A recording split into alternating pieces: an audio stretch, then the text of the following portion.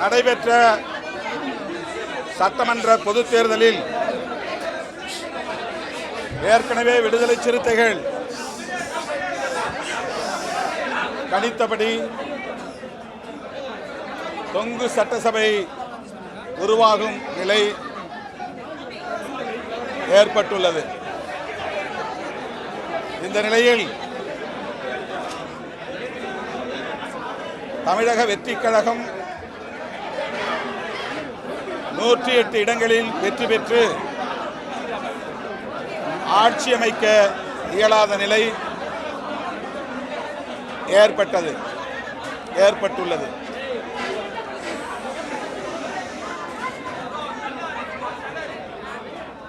திராவிட முன்னேற்ற கழகத்தின் தலைமையிலான மதசார்பற்ற முற்போக்கு கூட்டணியில் விடுதலை சிறுத்தைகள் கட்சி இடம்பெற்று 8 தொகுதிகளில் போட்டியிட்டது. 2 தொகுதிகளில் வெற்றி பெற்றோம். அதேபோல இடதுசாரி கட்சிகளும் தலா 2 இடங்களில் வெற்றி பெற்றன. இந்த நிலையில் இடதுசாரி கட்சிகளின் தலைவர்களும் விடுதலை சிறுத்தைகளும் முன்கூட்டியே கலந்து பேசினோம். மக்கள் நல கூட்டணி உருவான காலத்திலிருந்து கொள்கை அடிப்படையில் ஒருங்கிணைந்து செயல்பட்டு வருகிறோம். மக்கள் பிரச்சனைகளின் அடிப்படையில் ஒருங்கிணைந்து களமாடி இருக்கிறோம். ஆகவே இந்த அரசியல் நெருக்கடி உருவாகியிருக்கிற சூழலில் இடதுசாரி கட்சிகளும் விடுதலை சிறுத்தைகளும் தொலைநோக்கு பார்வையோடு எதிர்கால அரசியலையும் கருத்தில் கொண்டு இணைந்தே முடிவெடுப்போம் என்று நாங்கள் கலந்து பேசி அதன் அடிப்படையில் அறிவிப்பு செய்திருந்தோம். இடதுசாரி கட்சிகள் இந்திய கம்யூனிஸ்ட் கட்சி மற்றும் மார்க்சிஸ்ட் கம்யூனிஸ்ட் கட்சி ஆகிய இரு கட்சிகளும் மாநில குழுவில் எடுத்த முடிவுகளை அடுத்து அந்த முடிவை ஒட்டி விடுதலை சிறுத்தைகளின் உயர்நிலை குழுவில் கலந்தாய்வு செய்து அவர்களின் ஒப்புதலோடு முடிவை அறிவிப்பதென்றும் திட்டமிட்டிருந்தோம். அதன்படி நேற்று 8ஆம் தேதி மார்க்சிஸ்ட் கம்யூனிஸ்ட் கட்சியும் இந்திய கம்யூனிஸ்ட் கட்சியும் தாவேகாவுக்கு ஆட்சி அமைப்பதற்கு ஆதரவு அளிப்பது என்ற முடிவை எடுத்தார்கள். அந்த முடிவை முன்வைத்து விடுதலை சிறுத்தைகள் கட்சியின் உயர்நிலை குழு கூட்டம் நேற்று மாலை 6 மணிக்கு ஜூம் இணைப்பு வழியாக நடைபெற்றது. 30க்கும் மேற்பட்ட தோழர்கள் அங்கம் வகிக்கும் உயர்நிலை குழுவில் மார்க்சிஸ்ட் கம்யூனிஸ்ட் கட்சியும் இந்திய கம்யூனிஸ்ட் கட்சியும் எடுத்துள்ள முடிவை முன்வைத்து தங்கள் கருத்துக்களை பகிர்ந்து கொண்டார்கள். அந்த கருத்துக்களின் அடிப்படையில் நிறைவாக கட்சியின் தலைவர்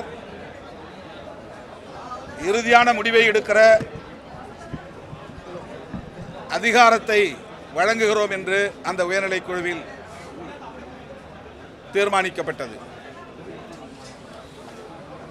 அதன் அடிப்படையில் தான் மீண்டும் இன்றைக்கு விடுதலை சிறுத்தைகள் கட்சியின் பொதுச் செயலாளர்கள்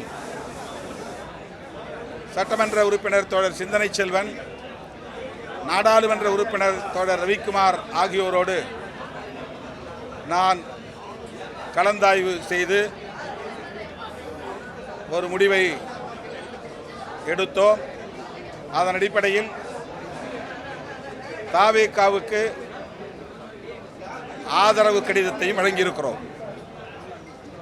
தமிழ்நாட்டில்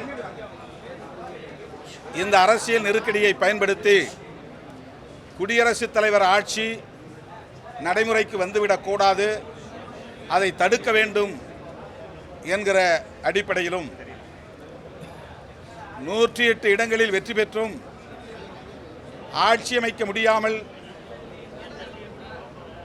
ஒரு சிக்கலில் தவேக திணறிக் கொண்டிருக்கிற நிலையில் அவர்கள் ஆட்சி அமைப்பதற்கு விடுதலை சிறுத்தைகள் ஆதரவளிக்க வேண்டும் என்கிற அடிப்படையிலும் இந்த ஆதரவு நிலைப்பாட்டை நாங்கள் எடுத்திருக்கிறோம்.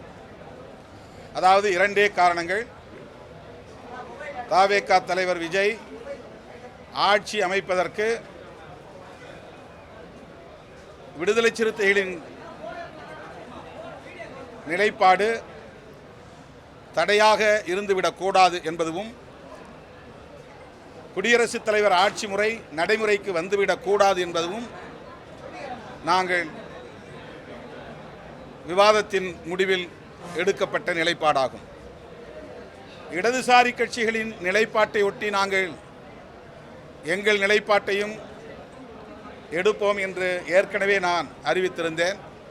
அதன் அடிப்படையில் விடுதலை சிறுத்தைகள் கட்சியும் ஆட்சி அமைப்பதற்கு மட்டும் எங்கள் ஆதரவை நல்கியிருக்கிறோம். வேறு எந்த நிபந்தனையும் இல்லை. வெளியிலிருந்து எங்கள் ஆதரவை நல்குகிறோம், அவ்வளவுதான்.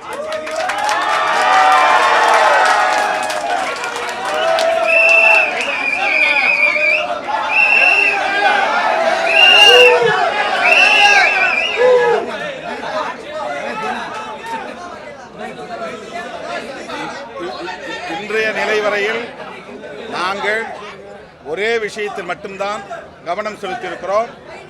எங்களால் விஜய் ஆட்சி அமைக்க முடியாமல் போனது என்கிற நிலை ஏற்பட்டுவிடக்கூடாது.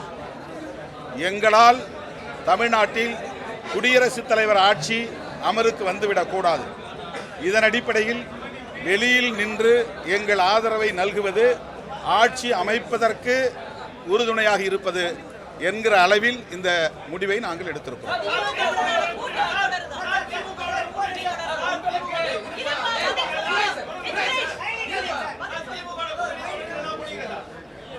நாங்கள் திமுக தலைமையிலான மதசார்பற்ற முற்போக்கு கூட்டணியில் தான் இருக்கிறோம். ஆனால் அரசியல் நெருக்கடியான இந்த சூழலில் ஒரு முடிவை எடுப்பதற்கு ஒரு அரசியல் கட்சி என்கிற முறையில் எங்களுக்கான சுதந்திரத்தை பயன்படுத்தி இந்த நிலைப்பாட்டை நாங்கள் எடுத்திருக்கிறோம். இது எந்த வகையிலும் எங்கள் உறவை பாதிக்கும் என்று நாங்கள் நம்பவில்லை. இந்த நிலைப்பாடு திரு விஜய் அவர்கள் ஆட்சி அமைப்பதற்கு உறுதுணையாக இருப்பது, குடியரசுத் தலைவர் ஆட்சி முறை வராமல் தடுப்பது, அவ்வளவுதான்.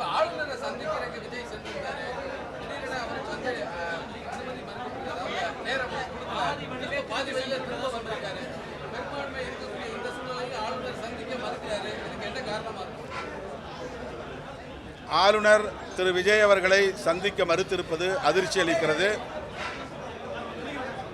ஏற்கனவே நாங்கள் விடுதலை சிறுத்தைகள் கட்சியின் சார்பில் கூறியிருந்தோம்.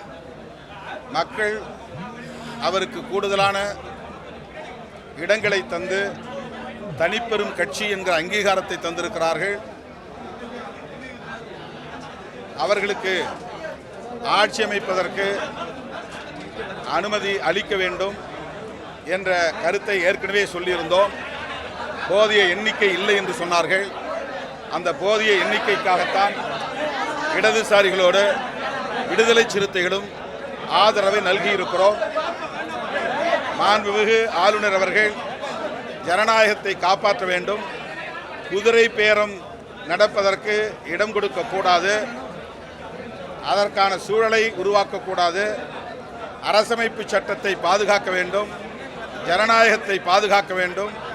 எனவே ஆட்சி அமைப்பதற்குரிய எண்ணிக்கைகள் அப்சல்யூட் மெஜாரிட்டி என்று சொல்லக்கூடிய 118 இடங்கள் இன்றைக்கு தவேகாவுக்கு உள்ளது. இந்த நிலையில் அவரை ஆட்சி அமைக்க அனுமதிப்பதுதான் ஜனநாயகமாகும். ஆளுநர் ஜனநாயகத்தை படுகொலை செய்யக்கூடாது என்று வேண்டுகோள் விடுக்கிறோம்.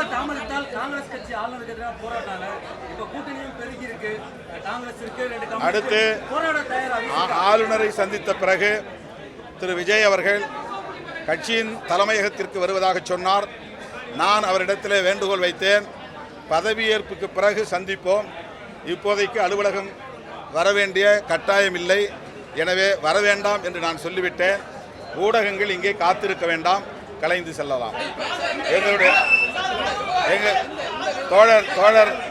தோழர் வீரபாண்டியன், தோழர் சண்முகம் இரண்டு பேரையும் இங்கு வருவதாக இருந்தது. தோழர் சண்முகம் ஆளுநர் மாளிகைக்கு சென்றிருக்கிறார்.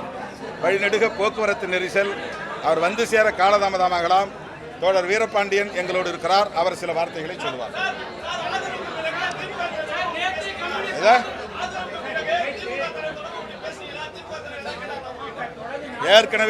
ஏற்கனவே நாங்களே முடிவெடுத்திருந்தோம். இடதுசாரிகளும் விடுதலை சிறுத்தைகளும் எந்த முடிவை எடுத்தாலும் அந்த முடிவை திமுக தலைமைக்கு அறிவித்து அதன் பிறகு நாம் இதை வெளிப்படுத்துவோம் என்று கூறியிருந்தோம். அதன்படி திராவிட முன்னேற்ற கழகத்தின் தலைவர் தளபதி ஸ்டாலின் அவர்களுக்கு இந்த தகவலை நாங்கள் முறைப்படி சொல்லியிருக்கிறோம். நாங்கள் இந்த முடிவை எடுக்கிறோம் என்று சொன்னதற்கு, அது உங்கள் கட்சிக்கான சுதந்திரம், நீங்கள் அப்படி முடிவெடுப்பதாக இருந்தால் வாழ்த்துக்கள் என்று எங்களுடைய நிலைப்பாட்டுக்கு அவர் ஓகே சொல்லியிருக்கிறார். அவர் ஆரம்பத்திலிருந்தே சொன்னார், திரு விஜய் அவர்கள் ஆட்சி அமைப்பதற்கு நாங்கள் ஒருபோதும் இடையூறாக இருக்க மாட்டோம் என்று சொன்னார். அந்த ஒரு பெருந்தன்மையான கருத்தை அவர் தொடக்கத்திலிருந்தே சொல்லி வருகிறார். நேற்றும் கூட அவர் ஆட்சி அமைப்பதற்கு காலம் தாழ்த்தக்கூடாது என்ற அறிக்கையை வெளியிட்டிருக்கிறார். இந்த நிலையில் விடுதலை சிறுத்தைகள் கட்சியின் சார்பில் திராவிட முன்னேற்ற கழகத்தின் தலைவர், மதசார்பற்ற முற்போக்கு கூட்டணியின் தலைவர் அண்ணன் ஸ்டாலின் அவர்களிடத்தில் எங்கள் நிலைப்பாட்டை முன்கூட்டியே அறிவித்திருக்கிறோம்.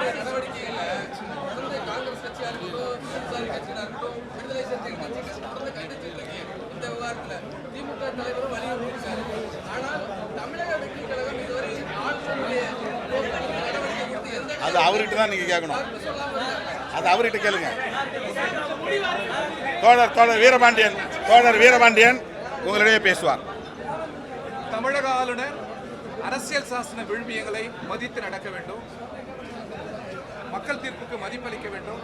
தமிழக வெற்றி கழகத்தின் தலைவரை அலைகழிப்பது ஒரு கட்சியின் தலைவரை அலைகழிப்பதல்ல. நமது முன்னோர்கள் நமக்கு வகுத்தளித்திருக்கிற அரசியல் சாசனத்தை, நாடாளுமன்ற முறைமைகளை அலைகழிப்பது. எனவே இதை ஆளுநர் உணராவிட்டால் மக்களின் கொந்தளிப்புகளை அவர் உணர வேண்டிய காலச்சூழல் ஏற்படும்.